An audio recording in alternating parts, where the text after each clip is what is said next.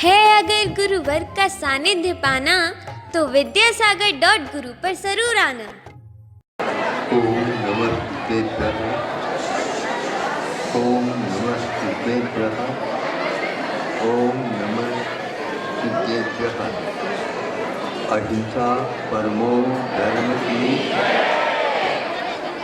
आचार्य गुरुवर्षी कुंद कुंद भगवान की, आचार्य गुरुवर्षी ज्ञान सागर महाराज की,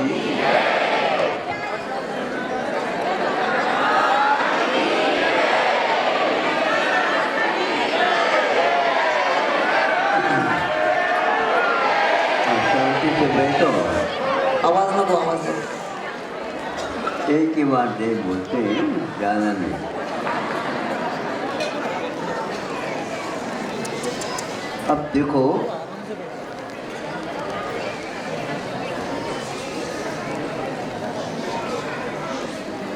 जब सूर्य उदय को प्राप्त होता है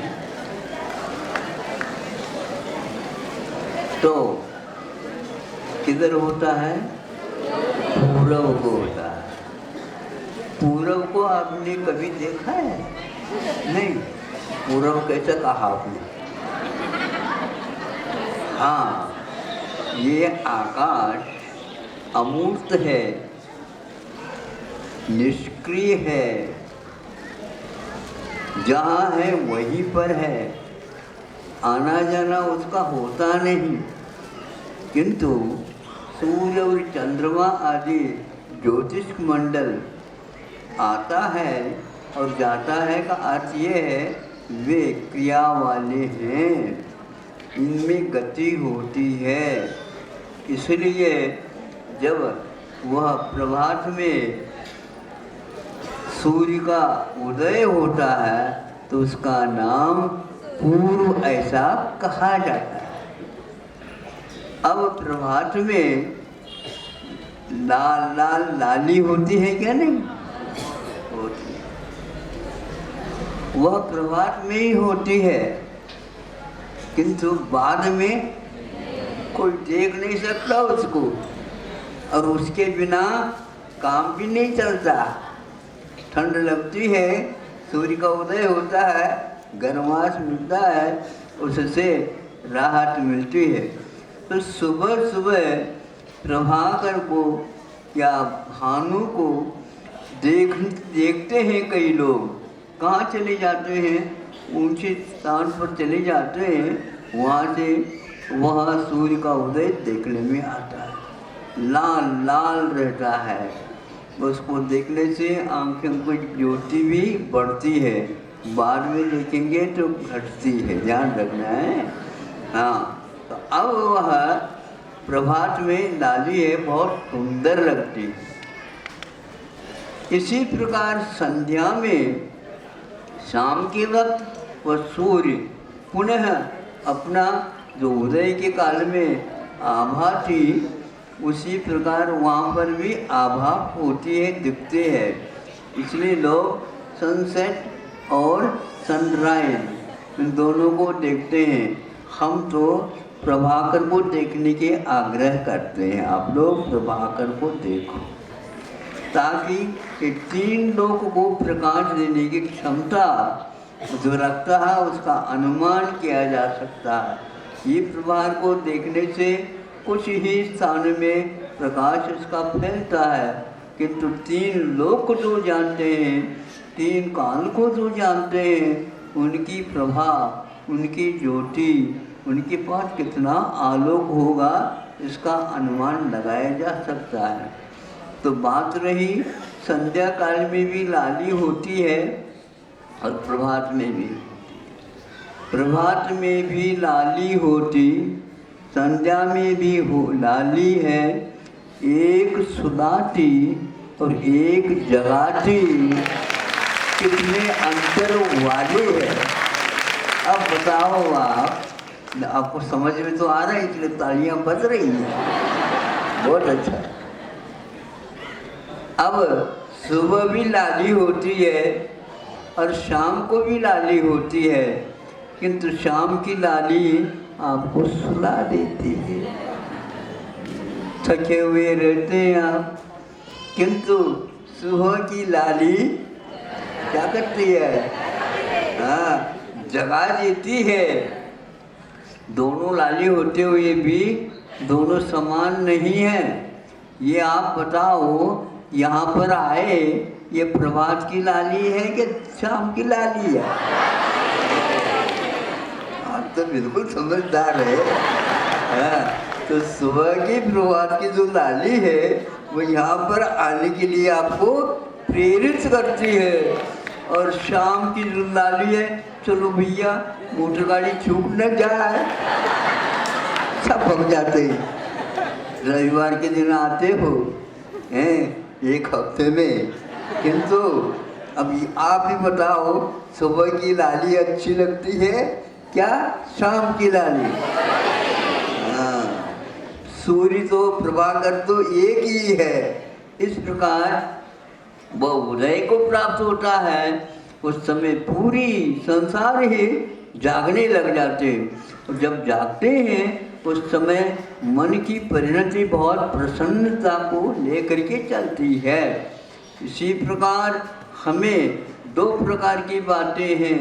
ये पंचेंद्रिय के विषयों की ओर जो ले जाता है वह हमारे लिए हानिकारक है, और जो पंचेंद्रिय के विषयों से ऊपर उठे हुए हैं, ऐसे अनंत परमेष्टि आदि, आचार्य परमेष्टि आदि, साधु परमेष्टि आदि आदि का हम एक प्रकार से अवलोकन कर सकते हैं और रात में नहीं कर सकते हैं। इसीलिए ऐसे व्यक्तियों की संगति हमारे लिए अच्छी है, जिसके द्वारा हमारा जागरण हो जाता है।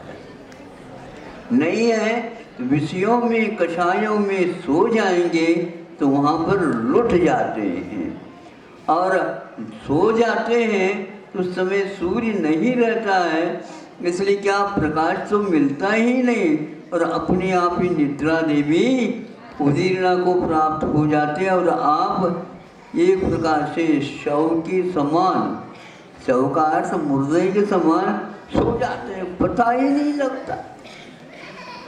इसलिए पंचेंद्र के विषय जहाँ सफल मिल जाते हैं, उधर से हट करके अपने को पंच परमेष्टि जहाँ पर मिलते हैं, उनका स्वभाव ज्ञात होता है, उसका सहयोग ले लेना चाहिए, उसकी संगति कर लेना चाहिए।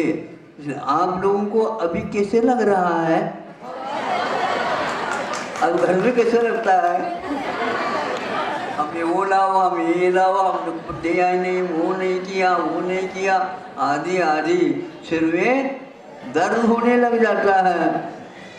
फिर क्या करने? तो क्रोध आ जाता है, मान आ जाती है, माया आ जाती है, लोभ आ जाता है, गुस्सा आ जाता है, यहाँ पर नहीं रहेंगे हम, चलो। ऐसे भी कहते हैं क्या? नहीं, सही बोलो, कहते हैं ना, पति पत्नी के ऊपर टूट बरसाता है, पत्नी बोलो। इसीलिए हमें सोचना चाहिए हमारे परिणाम हमेशा हमेशा शुद्ध या शुभ बने रहें, और हम पंचेंद्र के विषयों से बच जाए। इन पंचेंद्र के विषयों में जितने समय के लिए आप बचे, मान लो 12 घंटे एक दिन लग गया, एक दिन घर छूटने के कारण काम चलाओ, कुछ भी मिले ठीक है। यहाँ पर कोई व्यवस्था है ही नहीं, यहाँ पर छत्ता भी नहीं है, और कल नहीं परसों 2-3 दिन से देख रहा हूँ सब लोग छत्ता लगा करके पानी में बैठे हैं। हमने सोचा देखो इनकी कितनी भक्ति है और इनकी कितनी रुचि है, हम दूर से आए हैं, हम अच्छे ढंग से दर्शन कर लें, अच्छे ढंग से प्रवचन सुन लें, महाराज जी को आहार वगैरह होते उसको भी देख लें। महाराज आप देने क्यों नहीं देते? एक गिलास सुनो, कृत कार्य अनुमोदन तीनों होते हैं, इसलिए आपको जितने जो है देखते रहेंगे उतना ही उससे भी ज़्यादा फल मिल सकता है। ऐसा पुण्य का बंध होता है, क्योंकि आपके भाव शुभ है। प्रभात की लाली के समान है। हाँ। फिर भी भावना तो रखना ही चाहिए, लेकिन किस किस के हाथ से हम ले, इसलिए आपको आशीर्वादें देते हैं। और एक आध बार तो देखा करो महाराज, आपको हम देख रहे हैं और हमें आप भी देख लो, ऐसा नहीं। सूर्य जो है ना उदय को प्राप्त होता है, वो किसी की ओर देखता नहीं, अपनी यात्रा करता है सुबह से शाम तक। फिर भी उनको देख करके, प्रकाश प्राप्त करके, आलोक प्राप्त करके आप लोग अपने अपने गतिविधियाँ चलाते हैं। इसलिए राग है तो एक राग है धर्मानुराग, वह सुबह की लाली के समान है। और एक द्वेष है अथवा विषयों की ओर ले जाने वाली लाली है तो शाम की है।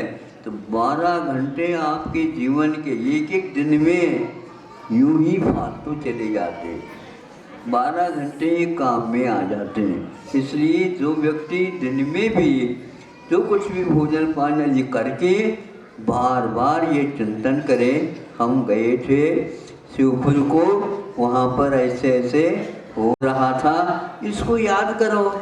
यहाँ पर कितनी वेदियाँ हैं उनको याद करो, सम्मी श्रीकृष्ण जी को भी याद करो।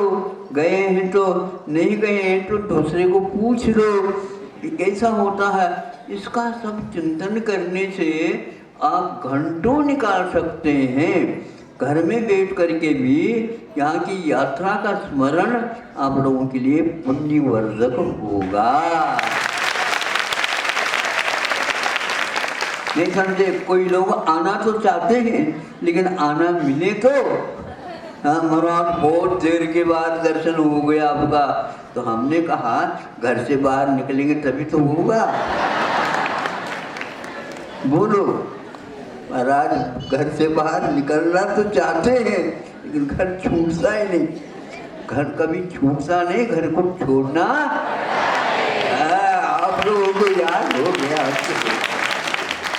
घर को 12 घंटे के लिए, एक दिन के लिए, 2 दिन के लिए यदि छोड़ते हैं तो ये भाव आ जाते हैं। बच्चों के ऊपर भी संस्कार पड़ते हैं, बच्चे भी इसी प्रकार आना जाना सीख जाते हैं और इसी को अच्छा समझ लेते हैं। इसलिए आज रविवार के दिन आप लोग आए हो, एक हफ्ता तो कम से कम आपका निकल गया है। चातुर्मास का आधा श्रावण होने को हो गया है। तो आधा श्रावण होने को हो गया, इसका अर्थ क्या है? भाद्रपद आने वाला है। अब अभी वर्षा वगैरह होती है, कुछ व्यवधान हो सकता है, अन्यत्र गर्मी भी अभी है बताते हैं। ये तो चलता है, कभी धूप और कभी छाँव। तो जब छाँव मिले उस समय कम से कम हम विषयों से बच करके अच्छे ढंग से धर्म ध्यान करना चाहिए। ये यात्रा जो आप करते हैं, इन यात्राओं को स्मरण में रखना। और घर में भी बैठे हैं, 1 घंटा मिल गया, आंखें बंद करके सम्मी शिखर जी की यात्रा करना प्रारंभ कर दिया। और इस प्रकार करने से क्या होता? उस स्मरण में केवल यात्रा रहेगी, सम्मी शिखर जी रहेंगे और उसके टोंक रहेंगे। वहाँ की मूर्तियों का दर्शन किया, वो स्मरण में आएंगे। ये जितने आप करेंगे तो सारा का सारा आपको पुण्यवर्धन में और संसार से पार होने में सहयोग अवश्य देगा। और इस प्रकार आप घर में बैठ करके भी यहाँ के स्मरण से धर्म ध्यान कर सकते हैं। वैसे गृहस्थ को हमेशा हमेशा छूट मिलती नहीं है, छुट्टी लेनी पड़ती है। छुट्टी कुछ मिलती है लेकिन उसमें भी कुछ न कुछ विघ्न आ जाते हैं, उसका उपयोग नहीं हो पाता। इस प्रकार प्रभात की लाली और संध्या की लाली को याद करके हमें धर्म के प्रति अनुराग रखना, पंच परमेष्ठ के ऊपर यथार्थ श्रद्धा रखना, ये सारे बहुत लाभप्रद है। ये ठीक है, भोजन तो मिष्ठान मिले तो पेट भरता है, लेकिन ये ध्यान रखो मिष्ठान में नहीं मिलता है तो रोटी तो खा सकते हैं, उसमें क्या बाधा है। हमेशा हमेशा, बल्कि यूँ कहना चाहिए हमेशा हमेशा त्योहार हो जाए ना तो फिर वो भी ठीक नहीं लगता है। आप लोगों का मन हमेशा हमेशा यदि दर्शन करना चाहते तो यहीं पर बैठे रहो। मन महाराज जल्दी बल्दी बहुत उछड़ जाता है, उखड़ जाता है। हाँ, उखड़ जाता है। हाथी जो है ना, वो अपने खंभे को भी उखाड़ लेता है, खुट्टी को भी उखाड़ लेता है, इसलिए उसको ज़्यादा मत सिखाओ। धर्म ध्यान करने के लिए भी मन की स्थिरता बहुत आवश्यक है। इसलिए भगवान के सामने गुस्सा कोई नहीं करता, और घर में भक्ति ही नहीं याद आती। हाँ, सब प्रतिकूल वातावरण है, इसलिए घर में ज़्यादा ऐसा वातावरण मत बनाओ, उतना ही ठीक रहता है। बच्चों के ऊपर भी ज़्यादा मोह नहीं करना, बच्चों के प्रति अनुराग रखना। ये आगे के युग को संभालने वाले होनहार राष्ट्रपति है।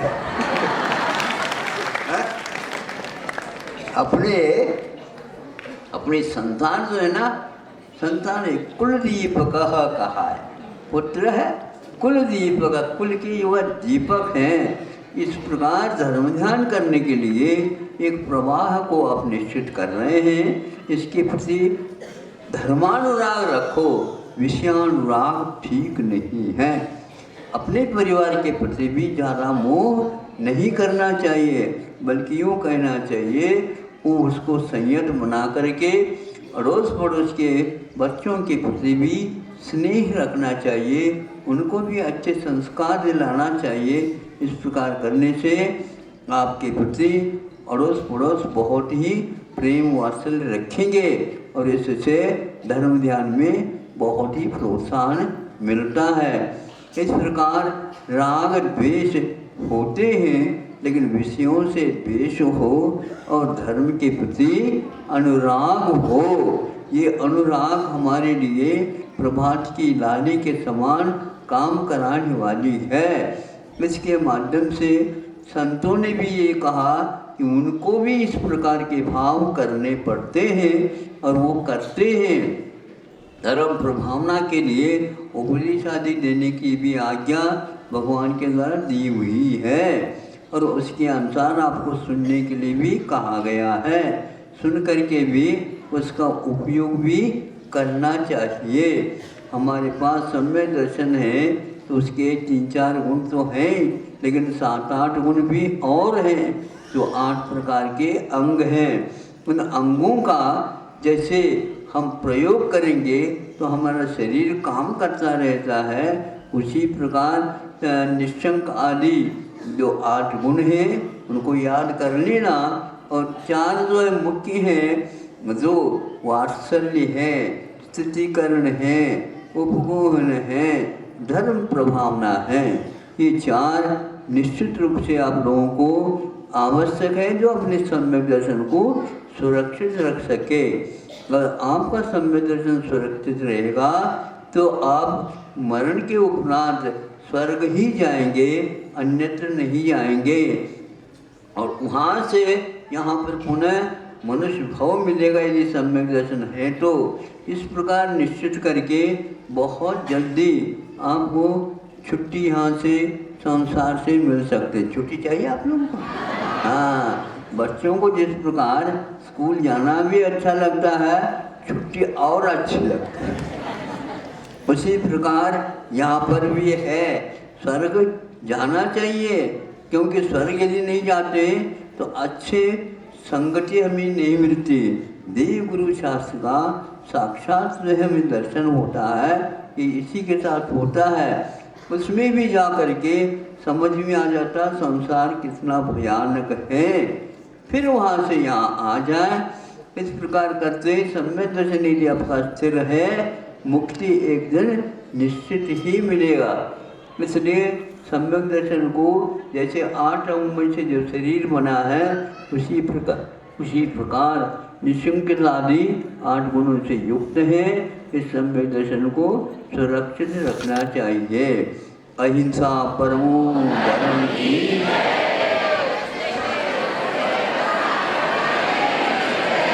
दोबारा